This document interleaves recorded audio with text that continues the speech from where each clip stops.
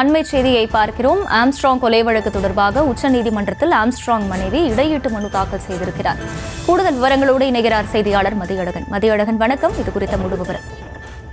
Armstrong கொலை வழக்கினுடைய விசாரணையை சிபிஐக்கு மாற்றி சென்னை உயர்நீதிமன்றம் உத்தரவிட்டிருந்தது. இந்த உத்தரவை எதிர்த்து தமிழ்நாடு அரசு தாக்கல் செய்த மேல்முறையீட்டு வழக்கை விசாரித்த உச்சநீதிமன்றம் சென்னை உயர்நீதிமன்ற உத்தரவுக்கு இடைக்கால தடை விதிக்க மறுத்திருந்தது.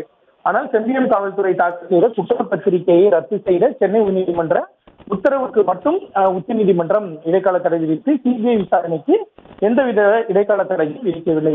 இந்த நிலையில் தமிழ்நாடு அரசினுடைய மனுவில் இடையீட்டு மனுதாரராக தம்மை இணைத்துக் கொள்ள கோரி ஆம்ஸ்ட்ராங்கினுடைய மனைவி பொற்குடி இடையீட்டு மனு ஒன்றை தாக்கல் செய்திருக்கிறார்.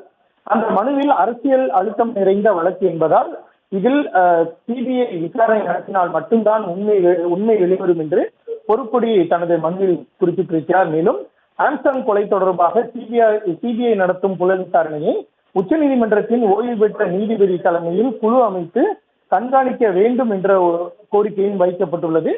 கரூர் கூட்ட நெரிசல் வழக்கில் எப்படி ஓய்வு பெற்ற நீதிபதி தலைமையில் கண்காணிப்பு குழு அமைக்கப்பட்டதோ அதே போல ஆம்ஸ்ட்ராங் கொலை வழக்கிலும் உத்தரவு பிறப்பிக்க வேண்டும் என்றும் பொற்குடி தனது மனுவில் கோரிக்கை விடுத்திருக்கிறார்.